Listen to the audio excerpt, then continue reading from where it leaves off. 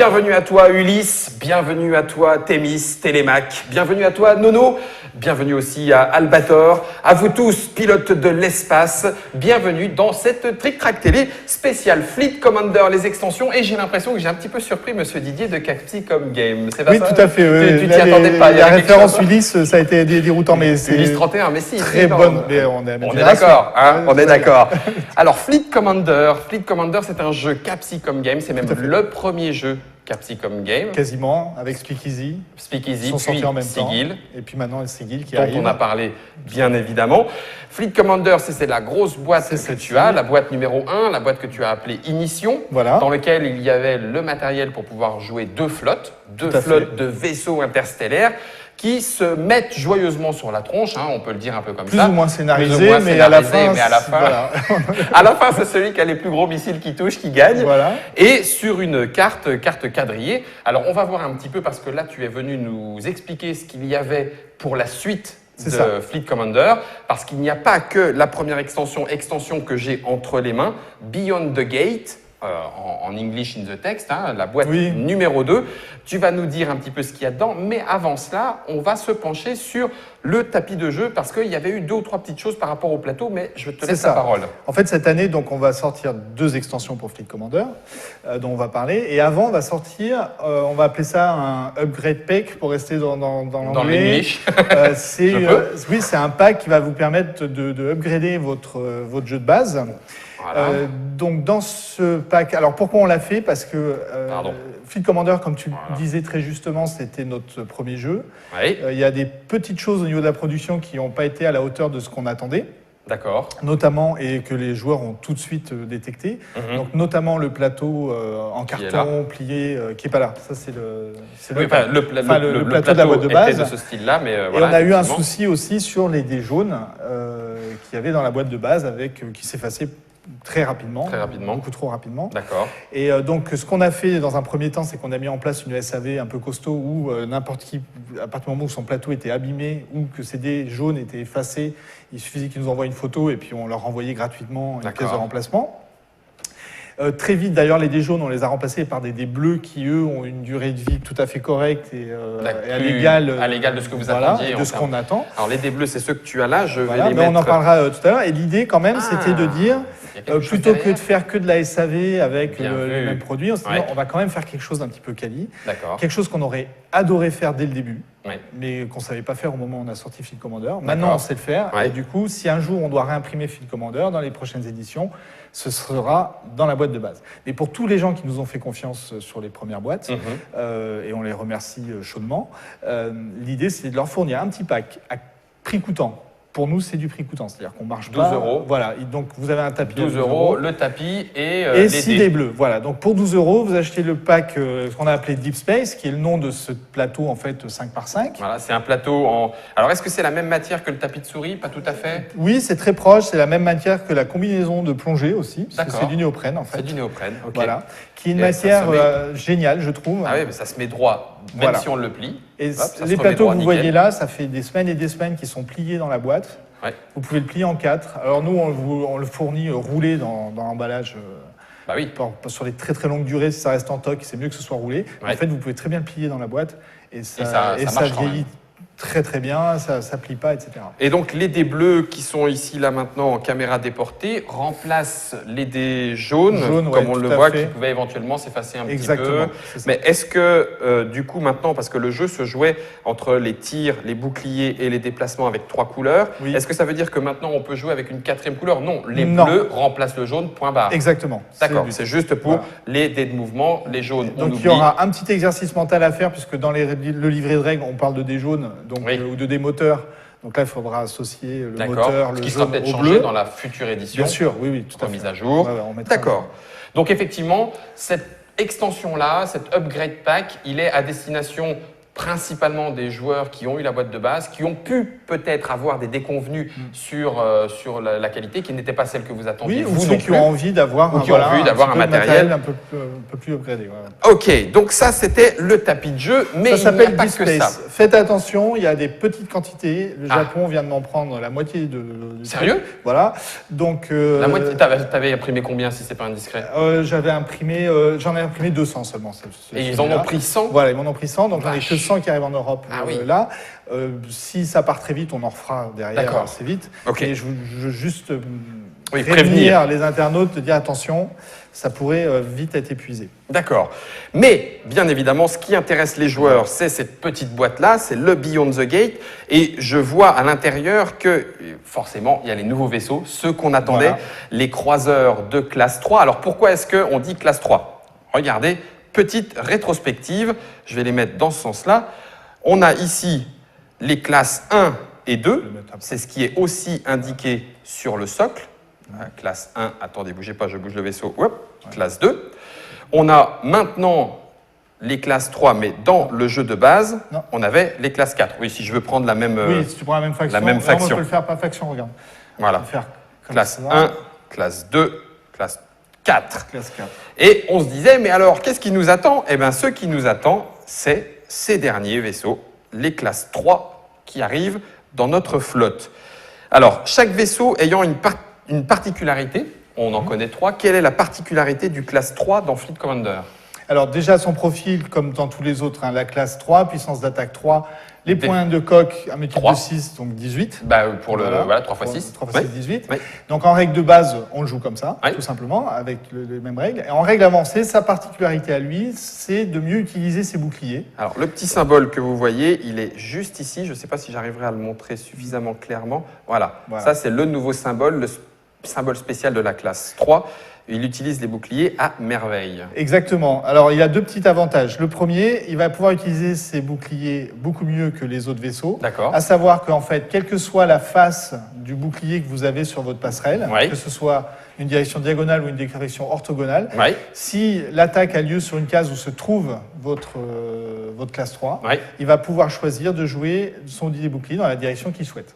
Donc, en fait, tous les boucliers sont multifaces. Pour lui, d'où que ça vienne, la protection est activée. Il peut utiliser son bouclier dans la direction qu'il souhaite. Ok. Donc ça, c'est la première innovation de Beyond the Gate. Alors, il a une deuxième petite règle, celui-là qui n'est pas anodine aussi, c'est que c'est un vaisseau qui est capable d'attirer les dégâts sur lui aussi. Donc si la case où il se trouve est attaquée, avec un petit par exemple, et que la frégate, elle, est prise pour cible par l'adversaire. Si vous connaissez Fleet Commander, vous savez que c'est toujours l'attaquant qui désigne la cible. Si le croiseur est là, le classe 3, il peut dire « Non, c'est moi qui prends les dégâts sur moi ». D'accord. Voilà. Normalement, c'est un rôle d'escorteur. Ok. Et ces deux petites particularités-là en font un des vaisseaux les préférés de tous les playtesters qu'on peut avoir, de tous les joueurs qui le connaissent. Voilà, c'est un vaisseau qui est très polyvalent, qui est puissant quand même, puisque classe 3, c'est quand même un classe 3. C'est un des plus gros vaisseaux du jeu, et puissant, qui peut se protéger avec les boucliers, qui peut attirer des dégâts sur lui, donc pour faire un peu l'escorte. C'est un vaisseau qui est très très apprécié. Donc, en termes de constitution de flotte, est-ce que vous avez, avec l'apport de cette extension, changé la flotte moyenne, etc.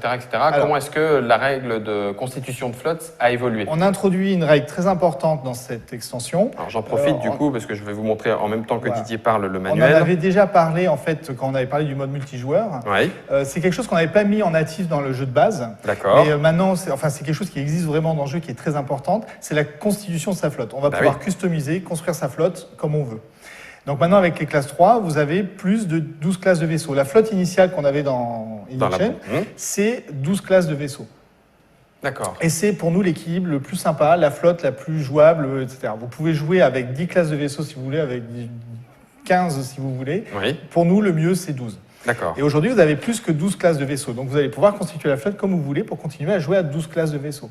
Donc, si vous voulez introduire un croiseur, un classe 3 dans votre flotte, il suffit de retirer 3 classes de vaisseaux des autres. Donc, vous pouvez enlever un classe 2, un classe 1, par exemple, ou 3 classes 1. etc. 4 et 3, 7. 7, 8, 9, 10. J'en rajouterai encore un petit. T'en rajouteras un classe 2 ou un classe 2. Et ça fait me voilà une classe 12.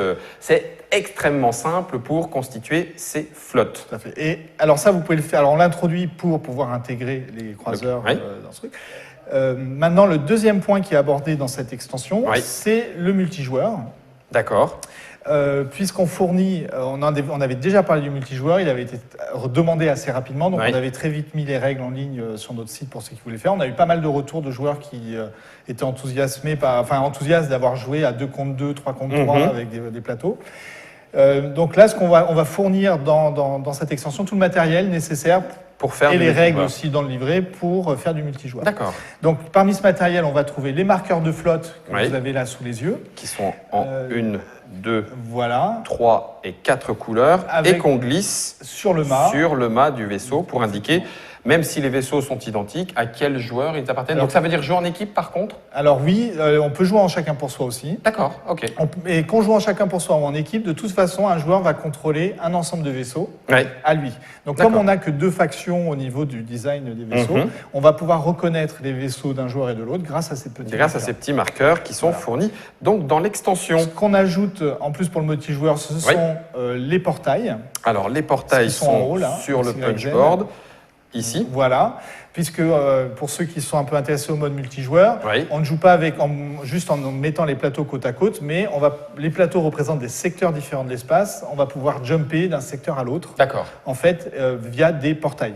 Et on a mis donc des tokens de portail qui vont permettre de le faire. Voilà. Alors, ce ne sont pas les seuls tokens. Donc, j'imagine qu'il y a de nouvelles armes secrètes. C'est le dernier point qu'on rajoute aussi. On va rajouter 3 nouvelles armes spéciales. D'accord. Donc, on va avoir l'interdictor qui va bloquer une case entièrement. Il va se lancer sur une case vide. D'accord. Et cette case vide ne peut plus être pratiquée ni par des vaisseaux de flotte, ni par des tirs à distance. Elle est complètement bloquée. Ok. Elle est bloquée. Voilà. C'est ce qu'on appelle l'interdictor. Ensuite, vous avez ici la porte vortex qui va vous permettre de téléporter des vaisseaux. D'accord. N'importe où sur le plateau, un petit peu comme le missile vortex, sauf que là, ce sont des vaisseaux qu'on téléporte. C'est les vaisseaux qui vont, d'accord. Et le dernier, on a appelé exobombe, qui lui va mettre dégâts de zone. On met un point de dégâts à tous les vaisseaux qui sont rassemblés. 9 cases. Ouais, enfin sur 9 cases. Sur 9 cases quand même. Voilà. Y compris les siens d'ailleurs. Ça sent. Ah bah oui, mais bon, la bombe elle choisit pas. Voilà. On est bien d'accord. Et puis. Et en fait, 2 nouveaux terrains. Donc là, on voit le nuage de gaz qui va donner des bonus dans l'usage des boucliers et un petit malus dans les attaques. On va dire qu'on se retrouve c'est un petit champ d'astéroïdes. Pour ceux qui connaissent le champ d'astéroïdes, on n'est jamais attaqué, on n'attaque pas. Ici, on a un truc intermédiaire, on a un petit bonus de bouclier et on attaque un peu moins. Un peu moins bien. Voilà. Donc on s'y plante, mais c'est pas aussi gênant que les astéroïdes. Tout à fait. Alors pour redire, pour ceux qui ne connaîtraient pas, c'est un jeu d'affrontement de flotte. On va gérer les mouvements, les tirs et les boucliers grâce aux différents dés qu'on va lancer. Et sur ces dés, il y a différentes phases qui permettent d'activer à différents endroits, donc en diagonale ou alors en orthogonale, les petits dés qu'on a ici dans la main. Et puis bien sûr avec une face spéciale qui est la face où on peut faire dans toutes les directions. Qui peut activer, pardon. L'arme spéciale. Voilà. L'arme spéciale, autant pour moi. Et d'autres petits trucs. Donc du coup, le jeu est très très rapide, on l'a vu, c'est très rapide pour se constituer une flotte, c'est très rapide aussi pour jouer, on lance les dés, on peut en garder sur sa passerelle pour avancer, pour préparer une attaque, préparer une défense, que sais-je encore. Et il y a des petits terrains qui viennent pour modifier l'espace dans lequel on va jouer. Et donc le nuage de gaz est un nouveau terrain, mais il y en a peut-être un autre qui le retourne. Oui, tout à fait, il y en a un deuxième qu'on appelle anomalie radar. Voilà. Alors en fait, c'est un terrain, les joueurs ne savent pas ce que c'est au début de la partie. Vous posez ça sur la case, case inconnue. Le premier vaisseau qui rentre dedans, on va déterminer de façon aléatoire quel type de terrain c'est, tout simplement. C'est pour ajouter une petite partie d'inconnu dans le terrain. Quitte exploration, et on lance un dé C'est ça, on va lancer un dé. De mémoire, sur un résultat diagonal, ça va être un champ d'astéroïdes. Sur un résultat orthogonal, c'est un champ gravitique. D'accord, sur un résultat total. Multiphase, c'est le joueur qui décide. Il peut mettre un champ de gaz, aussi. Tout à fait. Et sur un étoile, c'est rien du tout. C'était rien du tout. Voilà. Ok, donc ça, c'est aussi compris dans le jeu. Et alors, je sais que tu vas me l'expliquer tout de suite, mais je vais faire comme si je ne le savais pas. Comment se fait-il qu'on ait les carrés, les tuiles usuelles d'espace et qu'on ait la même chose en petit espace rond? La transition, voilà. C'est pas beau, ça. Ouais, je vais juste rajouter que dans le livret de Beyond the Gate, on a rajouté les scénarios qui permettent d'utiliser je les ai vus dans les règles quand on a... T'as vu, ouais. Et ça, c'est pour utiliser les portails à 2 joueurs. D'accord. Pour apporter cette dimension-là à 2 joueurs. Bon, voilà. Malgré tout, je sais raconter des petites histoires. Et alors, pour répondre à ta curiosité, ce token rond de terrain, à quoi il sert? C'est pas juste pour occuper la place. On peut très bien s'en servir sur le plateau en damier. Regarde, pose-le. Voilà, on le met, boum. C'est très beau, ça fonctionne. Voilà, ici, boum, on a notre poche de gaz, ce qui fait que si je vais dedans, je suis un peu mieux protégé, mais je peux un peu moins bien tirer. Exactement. Voilà. Mais en fait, c'est surtout pour anticiper la deuxième extension qui va sortir cette année. Donc Beyond the Gate, pour donner les dates et le prix peut-être. Vas-y, avant. Oui. Donc Beyond the Gate, les dates, ça va être fin septembre. Donc on y est presque. On y est presque. Pour le sapin de Noël. Et pour le prix, ça va être 23,99 €. 24 €. 24 € avec donc les classes 3. Oui. Le punchboard. C'est ça. Et puis les multijoueurs, le livre de règles et les scénarios. Exactement. Je n'en oublie pas. Les classes 3, il y en a un de chaque, on est d'accord? Il y en a 2 de chaque. Il y en a 2 de chaque. Il y a 4 figurines dans la boîte. 4 vaisseaux. Et tous les tokens pour faire du multijoueur, tous les tokens pour ajouter les nouvelles armes spéciales, les nouveaux terrains, etc. Et utiliser les scénarios, et puis qui vont avec. Etc. Ça marche. Voilà. Donc ça, c'est fin septembre 2015. 24 €. Je replie tout doucement. Hop, ça et fin octobre arrivera Orbit. Alors, une nouvelle façon d'envisager le jeu. Tout à fait. Alors, Orbit, c'est une extension qui se présentera donc sous la forme d'un tapis de jeu, exactement comme le tapis qu'on a vu tout à l'heure. C'est le même format, ça va être la même boîte. Un tapis en néoprène également. Flood Detected. Voilà. Et là, vous voyez que par contre, ce tapis, il a un design complètement révolutionnaire. En fait, on a juste placé un soleil au milieu. Ah oui. Et ce soleil, il nous a déformé complètement l'espace qu'il y avait autour de lui. D'accord. J'ai envie de dire, tout change et rien ne change. Rien vraiment ne change, mais tout est différent. Tout change pourquoi? Parce que déjà, on va avoir 32 cases au lieu de 25. Donc le terrain est un petit peu plus grand. Pour autant, la distance la plus grande entre 2 cases, ce sera toujours 4 cases. On n'a jamais de distance au-delà de 4 cases. De 4 cases, exactement comme sur le plateau initial. Ok. Parce que l'espace est distordu. Tout change parce que ce qui vous semble loin, en fait, va être proche. Ce qui vous semble proche pourra être loin. Donc ça va demander vraiment une lecture du jeu qui va vraiment changer par rapport à celle que vous aviez jusqu'à présent. Et quand je dis rien ne change, parce qu'en fait, il n'y a aucune règle en plus pour ce plateau. Puisque une case, elle a toujours une connexion en orthogonale, enfin 4 connexions en orthogonale, et d'autres en diagonale. Donc toutes les règles de Fleet Commander restent les mêmes. Donc ça veut dire que si je fais avec ce dé diagonale, ça veut dire que je me protège, puisque c'est le dé vert, d'une attaque qui vient de là ou d'ici, puisque je parle de cette flotte qui est là, donc je me protège en diagonale. Tu vois, si tu as par exemple le mouvement diagonal, ces vaisseaux-là vont pouvoir venir ici. C'est pas une bonne idée, mais ils peuvent venir ici. Oui, tu veux dire qu'il y a peut-être une prise en sandwich à venir, là. Oui, surtout qu'il y a un classe 4, un classe 3, ça risque de faire un petit peu...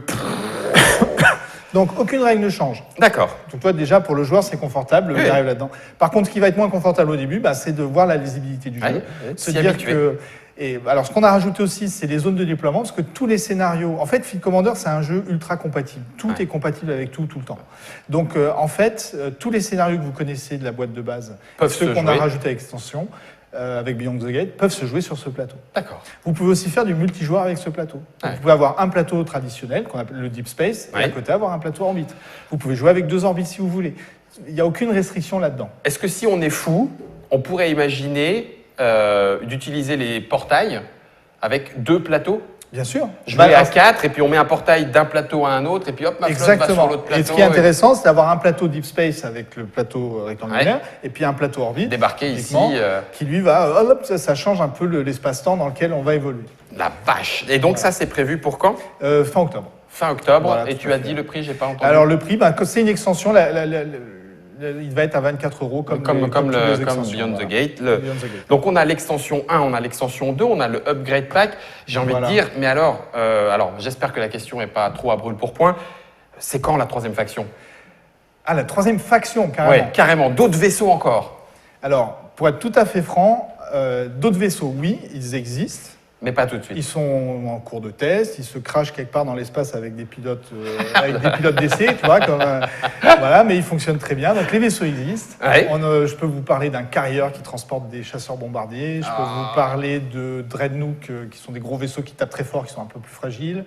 C'est pas des classes 5 quand même. Non, alors le classe 5 existe, c'est le super cuirassé. Oh pétard. Il existe même presque en forme de figurine. Ouais. Mais on n'a pas trop envie de le sortir en fait. D'accord. Parce que son intérêt en jeu est limité. D'accord. Donc pour l'instant, on l'a mis un petit peu en stand-by. Mais lui, on l'a beaucoup joué, il existe, il est là, mais bon voilà. D'accord. Donc d'autres vaisseaux qui transportent des petits... Ça c'est sûr, des vaisseaux civils. Alors eux, ils existent, ils servent à des scénarios, ils sont dans une extension qui est quasiment prête. La numéro 3, format voilà. Beyond the Gate, la format carré. Qui sera comme ça. Voilà, donc je peux montrer le prototype parce que j'en ai quelques-uns là. Oh bah oui, il faut, oui. Voilà, bah, non, mais si, il faut sortir. Donc ça, c'est l'extension, donc c'est le numéro 3, qui pour l'instant s'appelle Save Our Soul. Alors ça fait un peu vide là, parce qu'il n'y a pas de livret, vous inquiétez pas. Donc ça, c'est un premier type de vaisseau. Oh, attends. Donc ça, ce sont les vaisseaux civils en fait, qui sont des carrières. Enfin, pas des carrières, pardon, des petits cargos. Ils ont 0 en rouge. Voilà, donc ils ne se battent pas, ils sont fragiles. Puisqu'en fait, cette extension, le numéro 3, elle a une vocation plutôt campagne. D'accord. C'est une extension narrative, on va dire. C'est ça, d'accord. Donc, dans laquelle on va rajouter 3 armes spéciales et des nouveaux terrains. Oui. D'accord, comme d'habitude. Les nouveaux terrains, on va avoir une station spatiale qui peut être équipée d'une arme spéciale, par exemple. Qui vous attend. Ça, c'est le nuage de gaz, tu vois. Le nuage de gaz que l'on... Elle a changé finalement, d'accord. On va retrouver surtout un mode de campagne pour 2 joueurs qui permet de raconter un peu une histoire en 5 parties. Oui. Un mode léger. Et on a aussi, après, on va peut-être ajouter des scénarios scénarisés qui vont un petit peu raconter les origines du jeu, un petit peu cultiver le background. L'histoire, quoi, la culture et l'histoire qui va autour. Mais ce qu'on rajoute surtout, voilà, ce sont des J'avais le droit de le montrer, oui, bien Didier, sûr. Parce que là, je fais le malin, mais... Les images sont du jeu EVE Online. D'accord. Voilà, puisque c'est un prototype encore, donc on essaie de le faire joli, mais avec des trucs qui ne sont pas de nous. D'accord. Bah oui, en attendant, que certains reconnaîtront peut-être. Oui. Mais ce qu'on a rajouté, ce sont 6 commandants de flotte qui chacun apporte son petit bonus à sa flotte pour personnaliser. Et puis comme ça, on peut s'y croire encore plus. Voilà, donc vous avez un second avec vous sur la passerelle qui peuvent vous donner des avantages décisifs si vous le jouez bien. Un petit peu comme l'arme spéciale, quoi. Voilà. On peut poser les terrains qu'on veut, on déclenche son arme spéciale gratuitement, même pas besoin du dé, on relance un dé.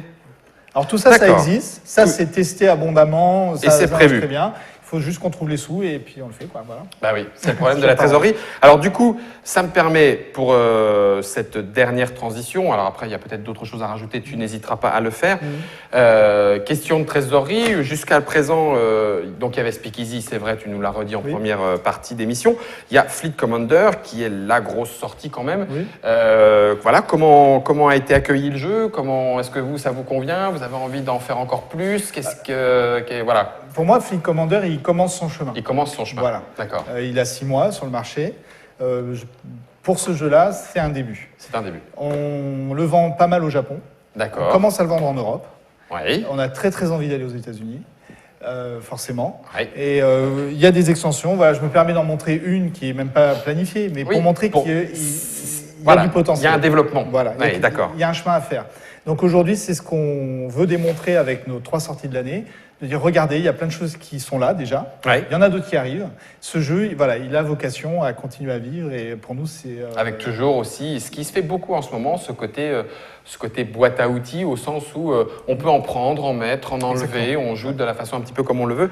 Est-ce qu'on peut finir sur la dernière touche dont on a un petit peu parlé hors antenne, mais qui peut être aussi une annonce importante parce que elle n'est pas, cette annonce, alors je tease un petit peu, je fais exprès de faire attendre, elle n'est pas celle qu'on pourrait croire. Il y a quelque chose à venir pour Fleet Commander avec Capsicum Game en termes de financement participatif. Exactement. Pour l'instant, Fleet Commander, on a une ligne traditionnelle, comme on connaît jusqu'à présent. Notre idée, c'était d'atteindre les États-Unis et d'avoir le potentiel de faire un produit un petit peu différent, une édition un petit peu différente, qui serait exclusive, sur laquelle on pourrait se lâcher sur plein de choses, ce qu'on ne peut pas forcément faire dans une gamme traditionnelle. Et pour raison de trésorerie, dans un premier temps, mais en fait, avoir une édition qui pourrait aussi nous permettre d'alimenter la gamme tradi derrière aussi. Et pour ça, donc on prépare, on projette, on réfléchit très fort à lancer un Kickstarter Fleet Commander. D'accord. Qui serait une édition exclusive Kickstarter. Donc une édition spéciale. C'est pour ça que je disais, c'est important peut-être de préciser les choses, qu'on ne soit pas freiné entre guillemets à la découverte du jeu. Ce n'est pas un relaunch ou je ne sais pas quoi. On ne recommence pas quelque chose qu'on a déjà vu. Ce sera quelque chose de différent, mais qui pourrait donc du coup même intéresser ceux qui ont Ignition, ceux qui ont Beyond the Gate ou etc. Les deux vont être 100% compatibles. D'accord. De toute façon, c'est purement compatible. L'édition Kickstarter, elle va proposer à peu près les mêmes vaisseaux, mais peints différemment. On va voir où cette aventure va nous amener. Mais quoi qu'il arrive, tous ceux qui auront la gamme traditionnelle de Fleet Commander, ils pourront très bien y ajouter l'édition Kickstarter. Et les gens qui vont aller que sur le Kickstarter, derrière, ils pourront avoir envie de compléter avec, avec la gamme traditionnelle. Et ça, c'est quelque chose qui est à plus ou moins long terme, court terme, on a envie d'aller très vite quand même. Pas trop vite. Alors, il ne faut pas se planter, il ne faut pas aller trop vite. C'est ça. Je suis en train de monter les équipes et dès qu'on peut, on le fait. Pourquoi pas avant la fin de l'année? Ça pourrait être 2015. Ça pourrait être 2015. D'accord. Après, j'ai tendance à être très très optimiste, mais on a une super équipe là. Donc du coup, découvrez le jeu sans aucune arrière-pensée. Le Kickstarter permettra d'avoir autre chose. Alors, primo, le Kickstarter, il n'est pas garanti à 100%. D'une part, c'est vrai. Et puis, secondo, ça sera que du plus, il n'y aura pas de redondance. Donc, est-ce que, je vois que ça discute forcément, ça engendre beaucoup de questionnements, est-ce qu'il n'y a pas la crainte que, justement, les joueurs se retiennent ou que les boutiques stoppent en disant « Ah bah oui, mais bon, on arrête de le vendre, de toute façon, maintenant, il va se vendre en Kickstarter ». Le message, c'est pas ça. Non, c'est pas ça, parce que ce qui est important, c'est que l'édition Kickstarter, c'est une édition exclusive Kickstarter. Ce n'est pas une boîte qui va être en Kickstarter et qui va se vendre derrière en magasin. En contrepartie du jeu, quoi. Voilà, mais on le fait qu'une fois, c'est du one-shot. C'est une édition Kickstarter sur laquelle on va proposer des choses particulières, typiques au Kickstarter, etc. Mais qui pourront ouvrir de nouveaux joueurs à Fleet Commander, qui eux-mêmes iront en boutique chercher Fleet Commander, pour compléter leur flotte, pour avoir plus de figurines, pour avoir la ligne tradie qui va vivre sa vie aussi et qui aura ces éléments à eux. Oui, et c'est la difficulté de réussir à équilibrer justement entre les attentes des joueurs, la viabilité du jeu pour les boutiques et en même temps, en tant qu'éditeur, avoir une trésorerie qui permette d'aller au-delà quand on a un jeu dont on ressent le potentiel. J'imagine que cet équilibre-là est très difficile à trouver. C'est pas évident. C'est pour ça que je vous dis, le Kickstarter, on y pense très fort. On commence un peu à en parler. C'est pour ça qu'on le fait. Mais c'est pas une certitude. C'est pas une certitude parce que voilà, il y a tout cet équilibre-là à trouver et surtout qu'on sort 3 extensions. Là, oui, le jeu vit déjà. Le jeu, il vit déjà. Donc, le Kickstarter, l'objectif principal, c'est quand même de toucher les États-Unis. Ce qui n'est pas le cas. Ce qui n'est pas le cas encore. D'accord. On est au présent au Canada. Ok. Mais on n'est pas présent aux États-Unis. Et du coup, je pense que c'est un jeu qui peut vivre sa vie aux États-Unis aussi. Oui, figurine rapide. Et donc, un des moyens d'atteindre les États-Unis, c'est le Kickstarter. Donc, la première cible serait quand même le public américain sur ce Kickstarter. Okay. Si jamais je pose une question qui n'a pas de réponse, tu me le dis. Parce que il y a peut-être des choses auxquelles je ne dois pas me mêler. Mais alors, tu es distribué par Yellow. Tout à fait. On se dit, bah tiens, il y a Yellow US, c'est pas un pont direct? Si, bien sûr. Ça pourrait. On en a parlé. Et pour l'instant, on n'a pas abouti à quelque chose de concret. Ok, voilà. Impeccable. Est-ce qu'il y a quelque chose que tu souhaites rajouter, Didier de Capsicum Games? Non, il fait très chaud chez vous. Mais non, ce n'est qu'une vue de l'esprit. On a quand même drôlement fait le tour. Je vais vous rappeler rapidement ce dont il a été question. On a donc vu l'Upgrade Pack, qui est le tapis qui vous permet, en prenant aussi les dés bleus pour remplacer les dés de mouvement, le premier qu'on a vu, celui de base. On a vu la première extension qui est Beyond the Gate, l'extension qui porte le numéro 2, qui apporte les chasseurs, les classes 3 dans votre flotte, avec tous les éléments de terrain et autres qu'il y a avec, 2 dans chaque équipe. On a parlé du nouveau tapis, l'extension qui arrivera ensuite, plutôt Orbit. C'est la même boîte en bleu. Même boîte, mais en bleu. Et puis peut-être la suite avec peut-être Kickstarter. Quoi qu'il en soit, Fleet Commander, merci à toi Didier de nous l'avoir présenté. Mais non, mais avec grand plaisir. Je pense qu'il n'y a pas eu de questions particulières sur le forum. Si c'est le cas, eh ben écoutez, tu t'y pencheras et puis tu leur répondras. Avec plaisir. Merci à tous de nous avoir suivis. Une fois encore, merci Didier d'être venu. Nod, merci pour la réalisation. Et puis, écoutez, Ulysse revient et c'était son destin. À vous de jouer. Ciao. Ciao.